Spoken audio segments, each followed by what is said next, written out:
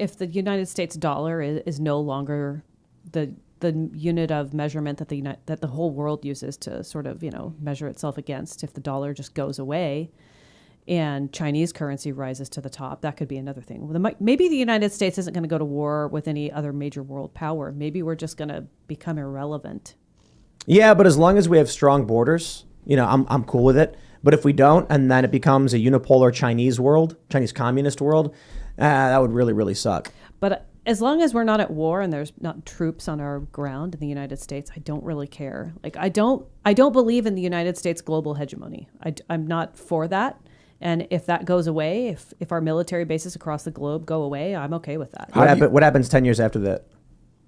Maybe nothing. I mean, how about other China's countries? already expanding into Africa, South America. They have the Belt and Road Initiative.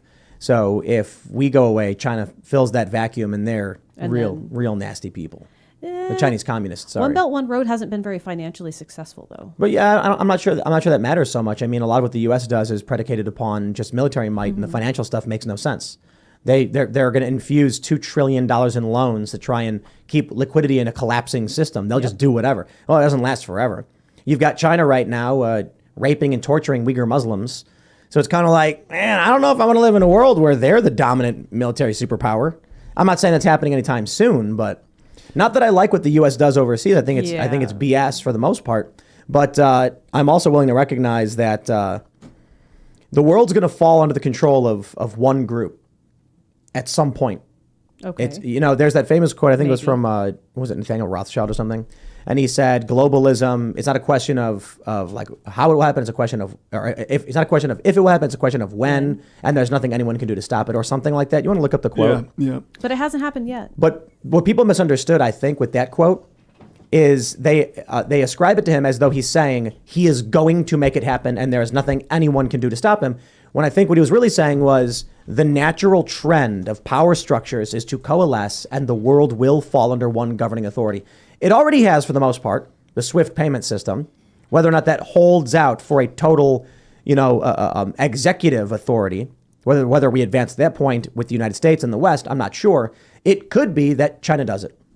It could be a Chinese communist global authority. Right now, it's like, I think China's basically winning, and that's why we refer to a lot of the Davos Group stuff and the World Economic Forum stuff as like CCP, Chinese-style communism. Absolutely. So it's like the U.S. is already losing this one.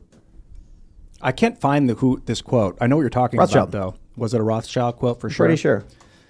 What do you see, Angela, like is a better, because I don't like the military-industrial complex at all. I mean, I'm starting to gain respect for what it has done, which is prevent World War III, prevent communist slavery. Like, I'm allowed to say, I'm allowed to criticize Joe Biden. Sure. I'm cool with that. I mean, I'm not convinced that we have staved off China taking over the United States. I'm not convinced that China actually has that in their sights.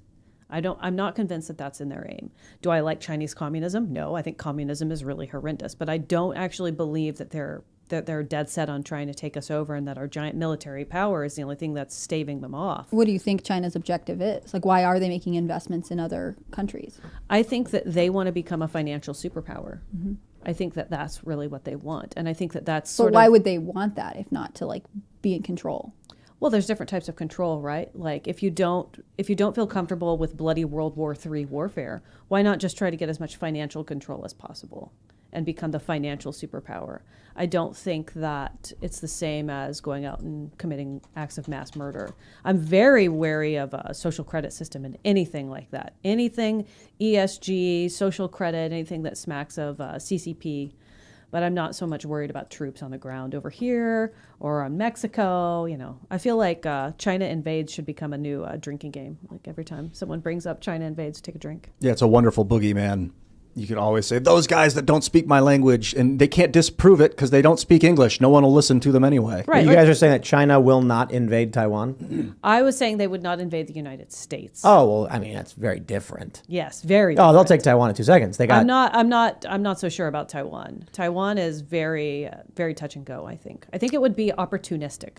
I think that's what's going to happen. So there are so it depends on your definition, I suppose. There are some islands that are part of Taiwan that are extremely close to mainland China, which are already at risk, but they're like rocks, so it's not, no one really cares. But China's already sent fighter jets into Taiwanese air defense zones. They've already done this. They've already blockaded the island multiple times. They're also So- building islands. Yeah, they're building a lot of military bases on artificial islands. So I don't know. We'll see what happens, I guess. My question is like, what would be better than the military-industrial complex? I feel like the liberal economic order is the military-industrial complex, that order of economics that American led. And then it's evolving into this new world order of some sort. We're creating a global economy, a global system. What would be better? What's the evolution that you see that would be better than the military bases all over Earth? Isolationism. But I mean, in a perfect world, I'm very, very pro free trade. I think that when goods don't cross borders, troops will. Free trade would be definitely like what I think we should have. And I think that, cryptocurrency and especially Bitcoin is something that makes that possible so that you can sort of bypass all of this World Economic Forum BS. But if we can't achieve that, then I would just want isolationism. What isolationism, I think, is kind of accepted that's the reason World War II kicked off the way it kicked off, because the United States didn't want to get involved until it was too late. I think that it would have gone just fine if the United States had not gotten involved. I don't think the U.S. intervention was necessary in World War II.